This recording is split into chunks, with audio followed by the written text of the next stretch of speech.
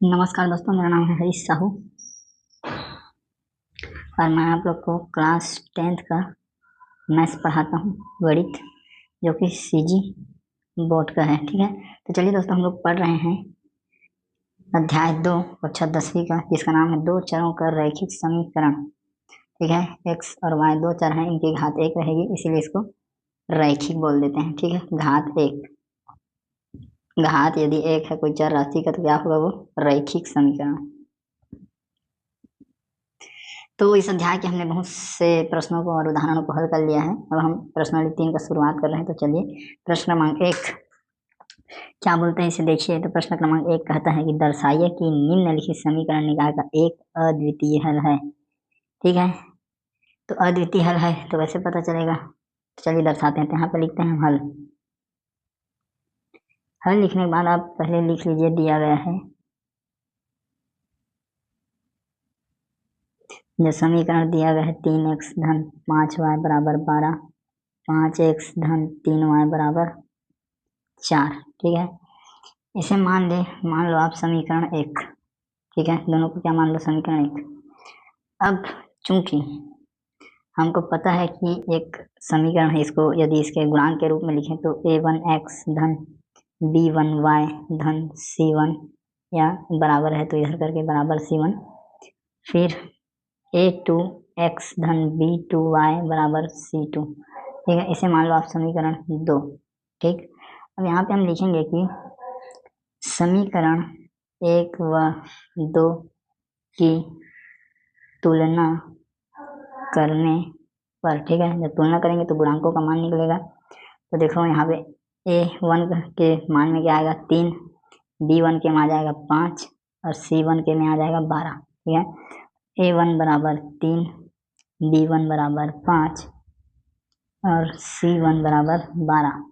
इसके नीचे में a2 बराबर 5, b2 बराबर 3 और c2 बराबर 4। ठीक, ऐसे आप बटन भी लिख सकते हैं। अब देखिए, अब हमें समीकरण बोला है कि क्या दिखाना है कि एक अद्वितीय हल है। तो अद्वितीय हल कब होता है कि जब a1 है ना, प्रश्नानुसार a1 और a2 बराबर नहीं होंगे b1 और b2 के। ठीक है, तो यही हमें दिखाना है। तो चलिए मान कर रखते हैं। तो देखिए, इधर है हमारा 3/5 जो कि बराबर नहीं है किसका, 5/3 का। ठीक है, तो इससे ये सिद्ध हो गया कि a1 a2 बराबर नहीं है। ठीक है, अतः यहाँ पे लिख सकते हैं कि यहाँ a/a2 does not is equal to b/b2। अतः समीकरण का अद्वितीय हल होगा।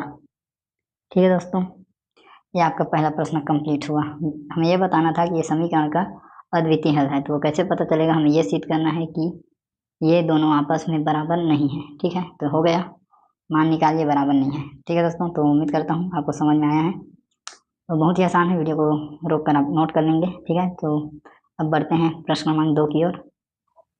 चलिए दोस्तों, अब हम प्रश्न क्रमांक 2 को हल करते हैं। तो देखिए, प्रश्न क्रमांक 2 क्या बोलता है, ये बोलता है कि दर्शाइए कि निम्नलिखित समीकरण निकाय के अंततः अनेक हल होंगे।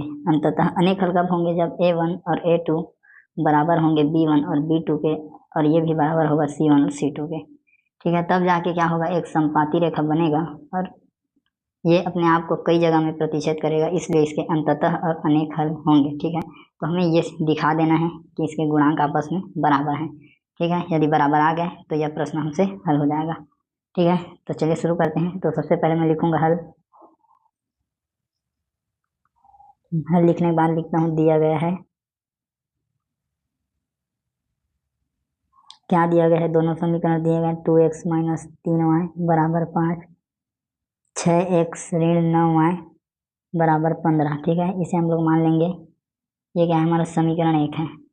जुड़ गए। अब यहाँ पे लिखेंगे चूंकि इसका जो गुणांक का रूप है वो इस प्रकार से है, a1x धन b1y फिर है बराबर c1 a2x धन b2y बराबर c2, ठीक है। इसे आप मानेंगे समीकरण 2 और यहाँ पे लिखेंगे कि समीकरण 1 व 2 की तुलना करने पर, ठीक है, जब आप तुलना करेंगे तो आपको मान मिलेंगे a1 का मान है 2, b1 का मान है -3, c1 का मान है 5, a2 का मान है 6, b2 का मान है -9, c2 का मान है 15, ठीक है। तो देखिए इसे आप बटे के रूप में लिख लिए और ज़्यादा आसान रहेगा ये। तो 2 एकम 2, 2 तिया 6, ठीक है, ये ऋण और ऋण धन हो गए। और 3 एकम 3, 3 तिया 9, 5 एकम 5, 5 तिया 15। तो तीनों के मान क्या आ गए, 1/3 आ गए, ठीक है दोस्तों। तो हम यहाँ पर लिखेंगे कि a1 a2 बराबर 1/3, b1 b2 बराबर 1/3, c1 c2 बराबर 1/3, ठीक है। या ऐसे भी लिख सकते हैं इसको दूसरे रूप में, ठीक है। तो हमने दिखा दिया कि ये जो मान है, ठीक है, तीनों क्या है, आपस में बराबर है, ठीक है। तो यहाँ पे आप लिख सकते हैं कि अतः समीकरण के अनेक हल होंगे, ठीक है दोस्तों। तो ये आपका दूसरा प्रश्न भी कंप्लीट हुआ। बहुत ही आसान है। मैंने शुरू में बताया कि ये बोल रहा है कि अनेक हल होंगे, तो अनेक हल होंगे कब होंगे, तो a1 a2 बराबर b1 b2 फिर c1 c2, ये तीनों क्या चाहिए, आपस में बराबर आने चाहिए, ठीक। तो बहुत ही आसान है। चलिए अगले प्रश्न को हल करते हैं। नोट कर लेंगे आप इसे वीडियो को रोककर। चलिए दोस्तों अब हम हल करेंगे प्रश्न क्रमांक 3 को।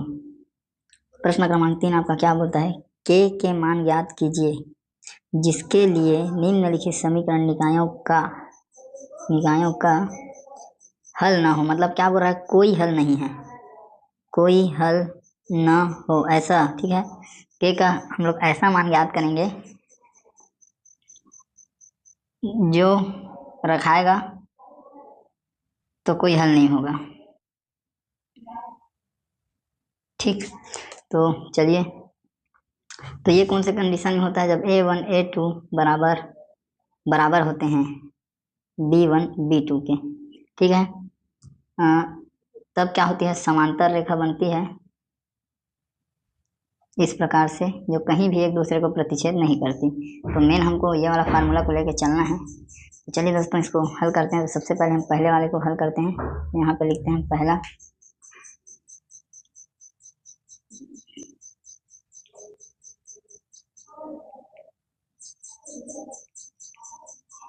हल, ठीक है, फर्स्ट वाला।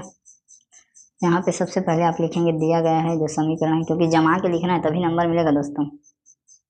दिया गया है जो समीकरण दिया है उसे लिखेंगे 8x धन 5y बराबर 9, फिर है के एक्स धन 10y बराबर 15, ठीक है।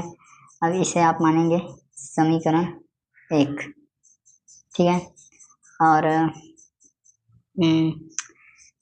चूंकि एक इसका गुणांक कब होता है फार्मूला, तो ax धन by बराबर c, फिर a2x धन b2y c1 और ये c2, ठीक है।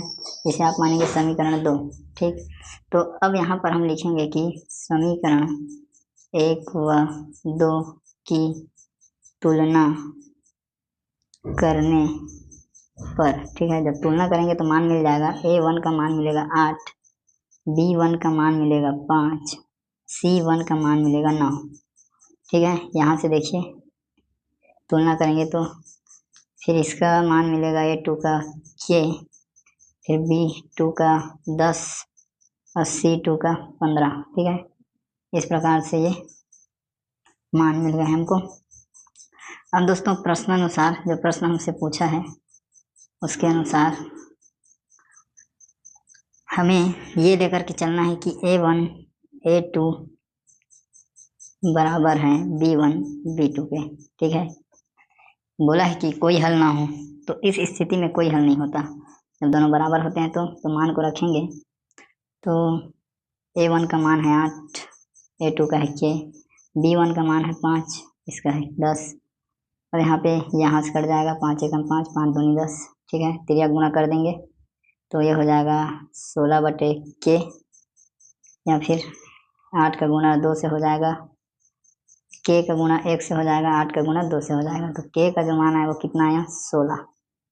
ठीक है दोस्तों, तो इस प्रकार से ये आपका आंसर है। K का मान क्या मिला हमको, 16 मिला। ठीक, तो जब K का मान 16 रहेगा तो समीकरण का क्या है, कोई हल नहीं रहेगा। अब आप इसे नोट कर लेंगे वीडियो को रोक करके। अब इसके दूसरे प्रश्न को हल करते हैं, ये वाले को, ठीक है।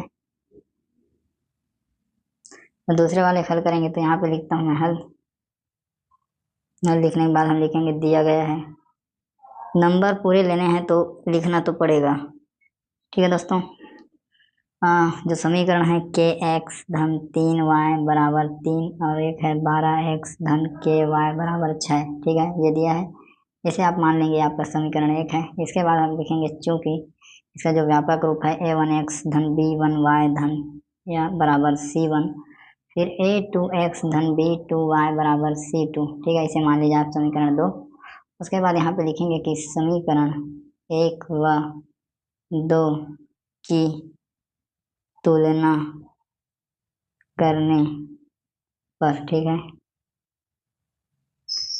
तुलना करने पर, तो जब आप तुलना करेंगे दोस्तों तो आपको मान मिल जाएगा, A1 का मान है K, B1 का मान है 3, C1 का मान है 3 और A2 का मान है 12, B2 का मान है K और C2 का मान है 6। ठीक है, अब यहाँ पे आप लिखेंगे एक चीज प्रश्नानुसार, प्रश्न हमें बोला है कि कोई हल ना हो तो उसके लिए ये वाला फार्मूला का उपयोग करेंगे।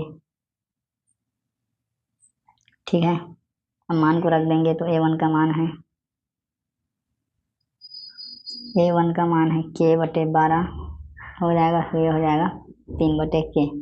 ठीक है, K गुणा K, फिर ये हो जाएगा 12 गुणा 3, तो ये हो जाएगा K वर्ग, 12 तो ये हो जाएगा 36, वर्ग को पक्षांतर करेंगे करनी बन जाएगा, 36 होता है 6 का वर्ग, तो ये बाहर आ जाएगा, तो हो जाएगा +-6। ठीक, K का जो मान आएगा +-6।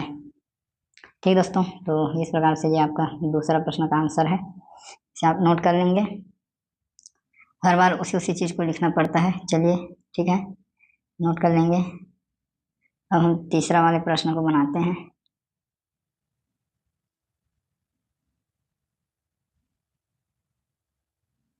उसके लिए ठीक, तो तीसरा समीकरण को लिखते हैं, इसी में मैं बना देता हूँ ताकि आपको परेशानी ना हो। ठीक, हर चीज यही रहेगा, यहाँ पे आप लिख लेंगे कि ये हल क्रमांक 3 है।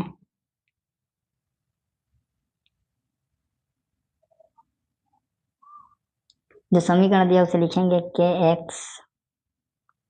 kx ऋण 5y बराबर 2, 6x धन 2y बराबर 7। ठीक है, अब इसे एक समीकरण 1 मानेंगे ये वाले को, ठीक, और ये वाले को 2 मानेंगे। इसके बाद क्या करेंगे, दोनों का तुलना करेंगे तो मान निकलेगा। क्या मान निकलेगा, A1 का मान आ जाएगा यहाँ पे K, A2 का मान है 6, B1 का मान है ऋण 5, B2 का मान है 2 और C1 का मान है 2 और इसका है C2 का 7। ठीक है, हो गया। अब प्रश्नानुसार कोई हल नहीं है बोला है, तो इस प्रकार से लिखेंगे। अब यहाँ पर मान को रखते हैं तो A1 का मान 6, फिर ये है अपना ऋण 5/2। ठीक, फिर यह गुणा कर देंगे तो 2 गुणा K हो जाएगा, पक्षांतर करेंगे तो फिर 6 गुणा ऋण 5, तो हो जाएगा 2K बराबर ऋण 30, K का मान ऋण 30/2, K बराबर आपका हो जाएगा ऋण 15। ठीक है, कट गया, 2 एकम 2, 2 15 30, K का मान आ गया आपका ऋण 15। ठीक है दोस्तों, तो ये रहा आपका आंसर। ठीक, तो उम्मीद करता हूँ दोस्तों आपको समझ में आया है। बहुत ही आसान है, बस थोड़ा जमा के लिखना पड़ेगा तभी आपको नंबर मिलेंगे, या आप शॉर्टकट मार देंगे तो नंबर आपको उतने नहीं मिल पाएंगे। ठीक है, तो हमने इस वीडियो में प्रश्न क्रमांक 1 2 3 को कंप्लीट किया। अब हम नेक्स्ट अगले 4 को बनाएंगे। तो दोस्तों उम्मीद करता हूँ आपको जो समझाने का प्रयास किया हूँ आपको समझ में आया है। ठीक, और वीडियो को शेयर ज़रूर करें दोस्तों ज़रूरतमंद बच्चों तक, और मेरे चैनल को सब्सक्राइब ज़रूर करें ताकि मेरा आत्मविश्वास बढ़े। ठीक है दोस्तों, और मैं इसी प्रकार आपके लिए निरंतर वीडियो बनाता रहूं। तो ठीक है दोस्तों, मिलेंगे नेक्स्ट क्वेश्चन के साथ, तब तक के लिए जय हिंद।